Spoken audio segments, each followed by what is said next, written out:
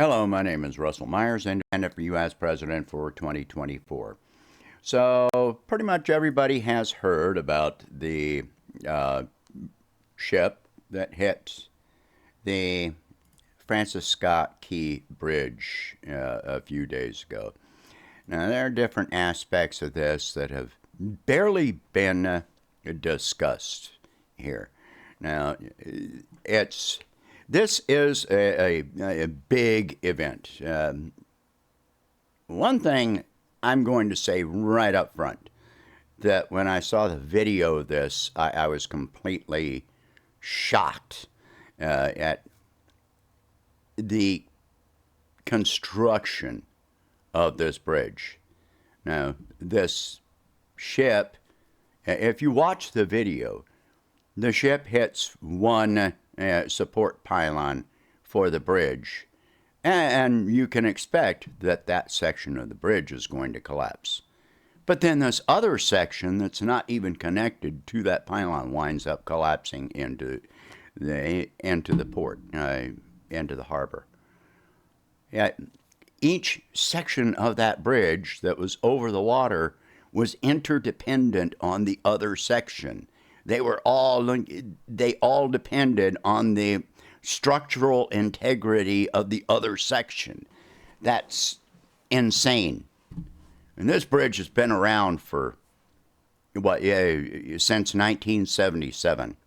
I've been over that bridge many years ago while I was on a trip. It's a pretty big bridge. So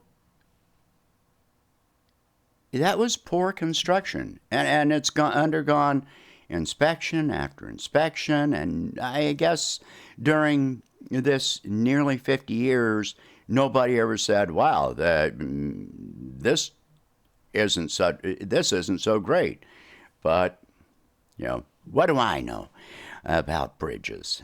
Anyway, so this bridge is so busy. This bridge sees 30,000 vehicles, or did see 30,000 vehicles per day crossing that bridge. Now, there's been a lot of talk about what this is going to do to the supply chain, which is a big deal. This is going to cause major issues.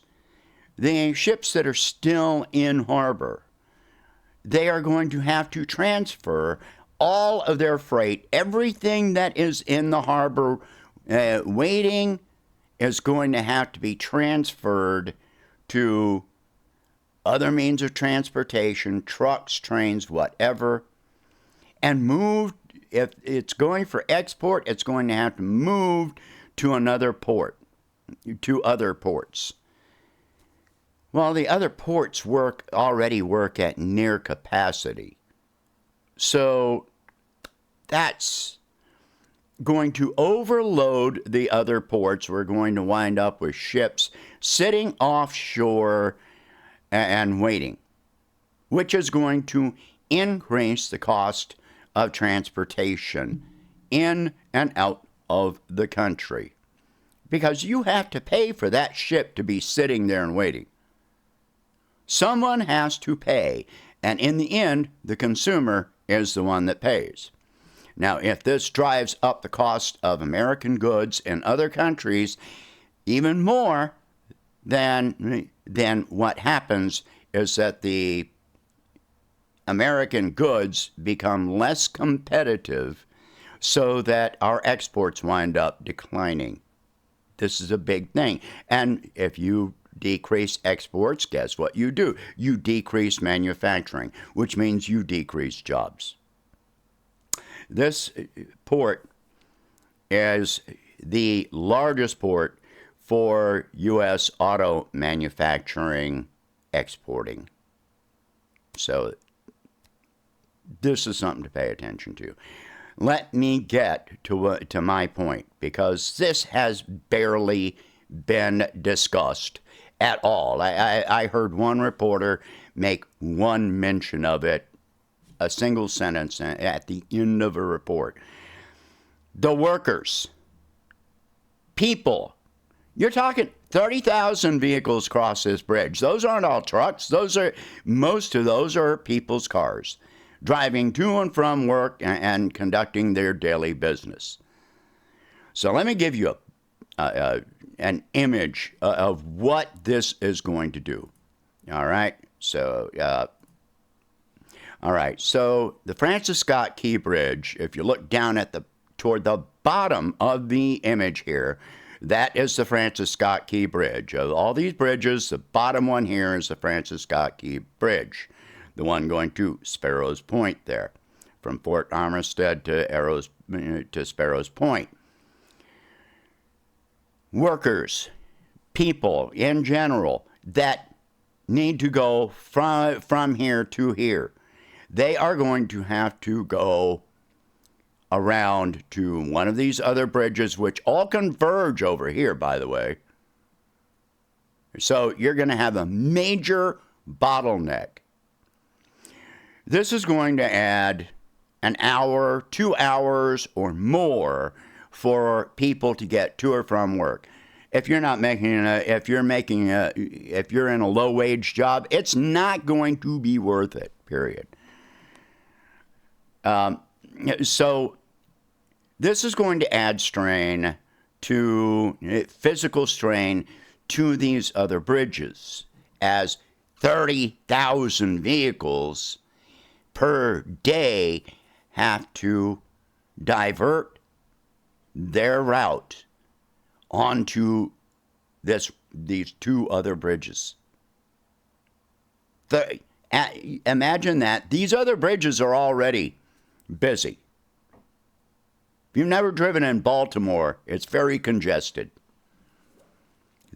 So this is why I say, even if it only adds, if it adds 20 miles to your trip, you can expect probably a 2-hour commute, add to your commute, up to 2 hours, one direction. You work 8 hours, it's going to take you 2 hours to get to work and 2 hours extra to leave home, so you've got 12 hours away from home. And you're going to do that, and people are going to do this 5 days a week. If you work a 12-hour shift, well, good luck. You just signed on for a 16-hour day. So, good luck with that. This is going to cause problems with employment. Businesses around these ports, because the ports are going to be, the port is basically going to be non-functional. Small businesses right around, even large businesses right around these ports that depend on the patronage of the port workers, they're going to wind up closing down, which means people are going to be laid off. This is indisputable. This is logic. So this is going to cause a major drop in consumer revenue in Baltimore, and major shifts in traffic, major shifts in shopping. Everything is going to change regarding this. And this hasn't really been discussed in the public media, at least not the national media. I haven't looked that deeply into the local Baltimore media, but I'm sure that some discussion of this is happening there. So again, my concern is about real people. Nationwide, this is going to cause an increase in prices and probably a decline, at least temporarily, to the national GDP. We are going to see a decline. It may not be a major decline, but any decline is going to be felt. An increase in prices. Maybe it won't be much, but when you're living paycheck to paycheck, if rice goes up by 20 cents a pound, you feel it. You feel it, because this impacts your ability to feed yourself and your family.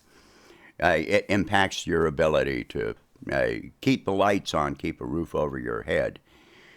If manufacturing declines because of decreased imports, because of increased costs, and you wind up getting your hours cut or you get laid off, you feel it. You individually are going to feel this. Now, Biden said the federal government is going to pay to rebuild the bridge. Well, that's logical. As much as busy as this port is, and as much as the shipping, the U.S. shipping depends on this port, then this is just logical. Now, experts are saying that this bridge may take up to 10 years to rebuild. I don't know how long it took to initially build the bridge, but, 10 years. Why is it going to take 10 years? I thought this country was built on innovation and productivity and construction and all this stuff.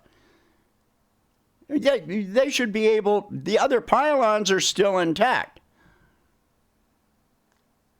To rebuild one pylon and to rebuild this bridge shouldn't really take more than 6 months, should it?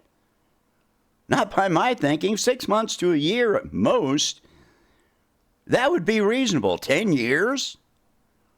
But those aren't my words. Those are what the experts are saying. Now, we're going to have to wait and see how long this takes. So I think 10 years is extreme, but who knows? We won't know until it happens. Of course, it's all going to be outsourced to corporate, major companies. So it's going to add another 20-25% to the cost of building the bridge, as opposed to whether we just had federal contractors that came in and did it. Another problem with that bridge, you look at other bridges and major ports, and they have other pylons, other bumpers to prevent such an event from happening, so that if a bridge goes off course and may hit the bridge, instead they hit that buffer. And this bridge didn't have that. As important as this bridge is, it didn't have that. And some people have been saying, oh, this was a terrorist attack. No, there's no indication that this was a terrorist attack. The ship was leaving port, fully loaded, and they lost power. Now, an investigation is going to have to find out why they lost power, but most likely just some kind of mechanical failure with no backup system in place for it. This ship was involved in another collision where it hit some wharf or something some years back. I think they had a different crew at the time, so it's a problem with the ship.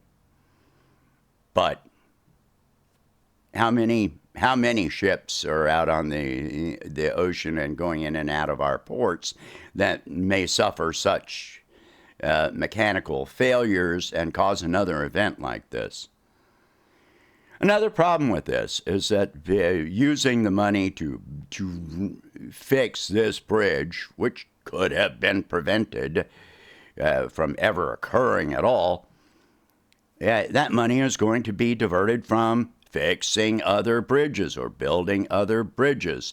And we already know what our infrastructure condition is. It's really time to take a look at our infrastructure. Right now, one of the biggest things that needs to happen right now is support for the workers. And there has been no discussion of this. There has been no discussion.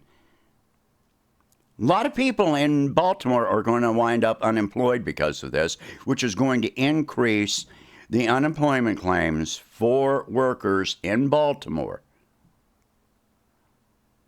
And that's going to mean that Maryland is going to have, financial economic difficulties to pay those claims. And how long are those claims going to last? It's not going to be for 10 years until the bridge is rebuilt, is it? So nobody's talking about the workers. I'm talking about the workers. That's my concern. I'm concerned about all the people downstream that may lose their jobs because of this, or get their hours cut, or suffer some kind of financial difficulties. Those are the people that I'm concerned about, but nobody's discussing this.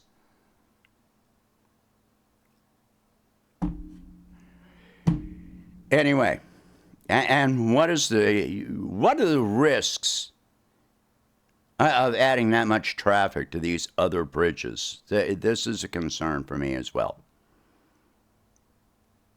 We can only wait and see and hope that the other bridges can sustain that stress. All right, share this video.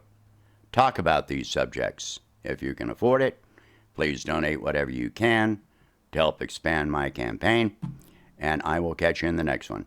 Thank you for watching. I hope you have a good day.